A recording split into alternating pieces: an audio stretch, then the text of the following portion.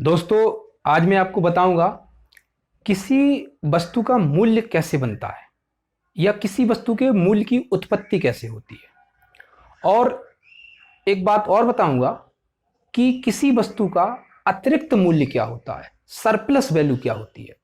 तो सबसे पहले मैं मूल्य की उत्पत्ति की बात करता हूं। मूल्य की उत्पत्ति उस वस्तु के निर्माण में किए गए श्रम से होती है।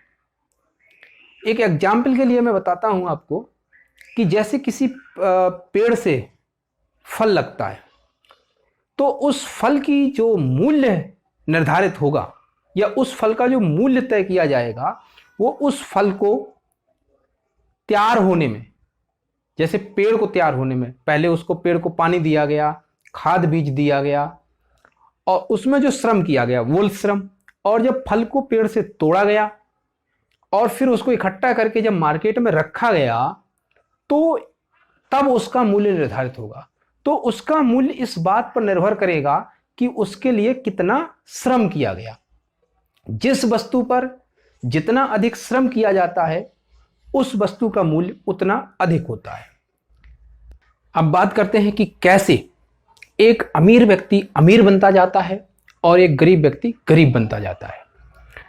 तो इसके लिए कार्ल मार्क्स ने एक सिद्धांत दिया जिसको अतिरिक्त मूल्य का सिद्धांत कहते हैं, सरप्लस वैल्यू का प्रिंसिपल कहते हैं।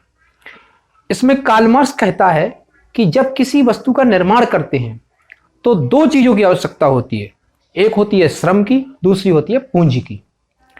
अब जो श्रम है वो श्रमिक लगाएगा और जो पूंजी है वो मालिक बिजनेसमैन लगाएगा या पूंजीपति लगाएगा। तो जो श्रम लगाएगा उसकी एक श्रम वैल्यू होगी। तो वो श्रम वैल्यू कैसे होगी? जब कोई श्रमिक किसी कंपनी में या फैक्ट्री में काम करने जाएगा तो वह अपना खर्च करता है इनडायरेक्ट रूप से। कैसे खर्च करता है? अपने फूड में खर्च करेगा, ट्रांसपोर्ट में खर्च करेगा, हाउस रेंट में खर्च करेगा, एजुकेशन में खर्च करेगा, मेडिकल में खर्च करेगा। जिससे इन खर्चों को मिलाते हैं तो उसकी श्रम वैल्यू आएगी। तो मान लीजिए कि श्रमिक एक शर्ट के निर्माण में 10 रुपए खर्च करता है और पूंजीपति 10 रुपए खर्च करता है, तब दोनों को जोड़ करके आता है 20 रुपए। अब ये जो 20 रुपए आया ये लागत मूल्य होता है किसी वस्तु का। अब जब इसको मार्केट में रखा जाएगा तो उसमें लाभ जोड़ा जाएगा। मान लीजिए लाभ 10 रुपए है, तब इस वस्तु का जो मूल्य बनेगा वो 30 रुपए बनेगा।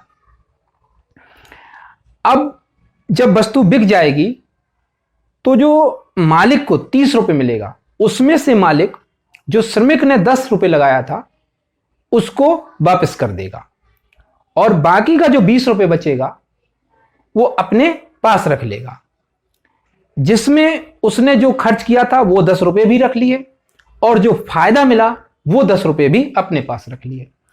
जिससे हुआ क्या कि श्रमिक को केवल उतना ही मिला जितना उसने खर्च किया और मालिक को जितना उसने खर्च किया वो भी मिला और अतिरिक्त मूल्य भी मिला, जिसे लाभ कहते हैं, मिला। इससे क्या होगा कि पूंजीपति का तो वैल्यू बढ़ती जाएगी, उसका पैसा बढ़ता जाएगा, लेकिन जो श्रमिक है उसका पैसा उतना ही रहेगा और श्रमिक का समय और बर्बाद होता है। जिससे श्रमिक क्या होगा, लगातार पीछे जाएगा और पूंजीपति लगातार ऊपर जाएगा। यही है अतिरिक्त मूल्य का सिद्धांत। यदि आपको समझ में आया हो, अच्छा लगा हो, तो लाइक करें, शेयर करें।